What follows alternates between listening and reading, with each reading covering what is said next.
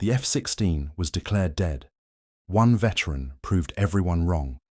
The blazing sun beat down on the airbase as silence swallowed the runway. Mechanics had circled the F-16 for hours, their hands greasy, their brows heavy with defeat. The jet, once a symbol of power, now sat lifeless, declared beyond repair. Tension rippled through the crowd. An upcoming demonstration depended on this very plane.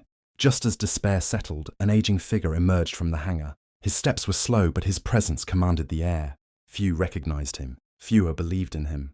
Yet, within minutes, this forgotten veteran would change everything they thought they knew about the machine and about him. Before we continue this story, go ahead and subscribe to our channel and like this video so we can bring you even more amazing stories like this one.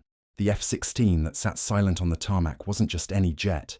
It was the pride of the squadron, scheduled to headline a massive international demonstration in front of generals, politicians, and defense contractors. Billions of dollars in deals, the reputation of the Air Force, and the morale of every young pilot hinged on its takeoff that day.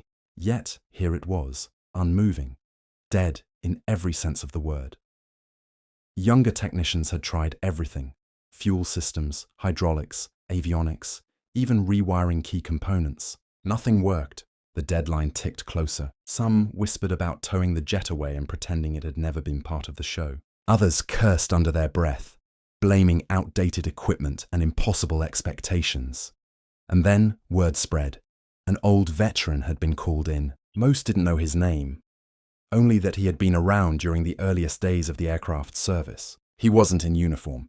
He wasn't part of the official crew. His faded jacket and weathered boots set him apart from the polished ranks. To the young men, he looked more like a relic than a savior. Yet as he walked toward the silent F-16, there was something in his eyes, not arrogance, but a quiet confidence forged through decades of experience. He had once flown missions where failure meant more than embarrassment. It meant lives lost. And now, faced with the skepticism of the entire base, he was about to face his jet once more. The veteran ran his hand along the jet's surface, like a man greeting an old friend. The others watched in silence, some rolling their eyes, others whispering that this was a waste of time. But he wasn't listening to them. He was listening to the machine. He crouched near the intake, his fingers tracing bolts and panels as though he could read their story by touch. The smell of burnt fuel and overheated metal clung to the air, and with every step, his mind replayed the countless times he had done this before, in combat zones, under fire, with only minutes to spare. The mechanics had followed the manual, but manuals didn't know the quirks of a jet that had seen years of service. Manuals couldn't teach the sound of an engine gasping for life, or the faint vibration of a failing connection buried deep inside. The veteran tapped the fuselage, listening, then climbed the ladder to peer into the cockpit. He muttered to himself as he scanned the panels, not in frustration, but in memory. He recalled missions where a single flicker of a gauge had told him more than a full diagnostic ever could. His hands, though aged, moved with certainty. He pulled open a small access panel under the seat, something no one else had bothered to check. Wires spilled out, some scorched, others twisted incorrectly from hasty repairs. Too much power, not enough grounding, he thought. It was a mistake only visible to someone who had lived through the early design flaws of these jets.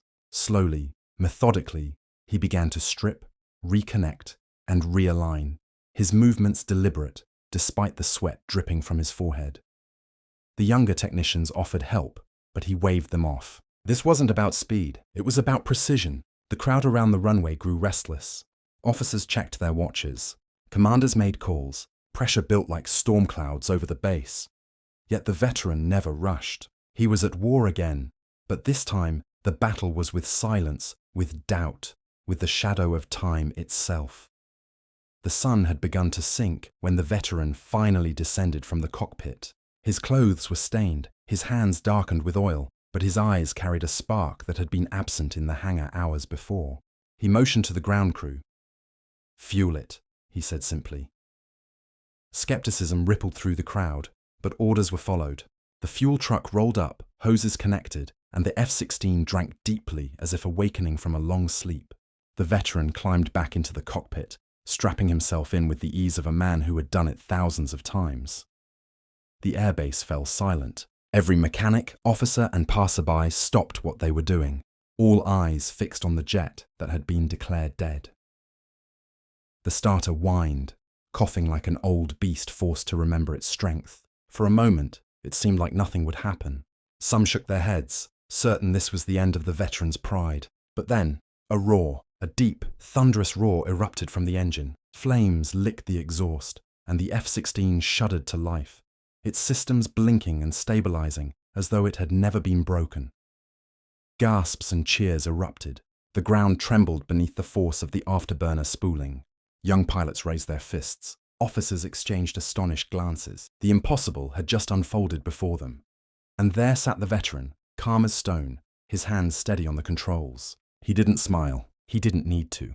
The machine spoke for him. The dead had risen, and the legend had proven itself once more. As the F-16 idled, alive once again, the veteran shut it down and climbed from the cockpit. The cheers hadn't stopped, but he moved quietly, brushing oil from his palms as if it were just another day. To him, this wasn't about glory. It was about respect. Respect for the machine, for the craft, and for the years of knowledge that too often went ignored. The officers rushed to shake his hand, their earlier doubts erased. Younger technicians stared at him with newfound reverence, realizing that experience was not something that could be replaced by manuals or degrees. It was earned through scars, through failures, through countless hours where mistakes were unforgivable. Word of what happened spread beyond the base. Some called him a miracle worker. Others simply called him what he had always been, a veteran who never forgot. But for those who had been there, who had seen the dead machine awaken under his touch, it was something more, a lesson that history and wisdom matter, even in an age obsessed with the new. The jet flew the next day, dazzling the crowd as it cut through the skies. Generals applauded, politicians smiled, contracts were signed. Yet none of them knew the truth, that the show had only been possible because one forgotten man refused to give up. And as the veteran walked away from the runway, his silhouette framed by the setting sun, a single thought lingered for everyone who witnessed it. How many legends do we ignore, while chasing the future, blind to the wisdom of the past?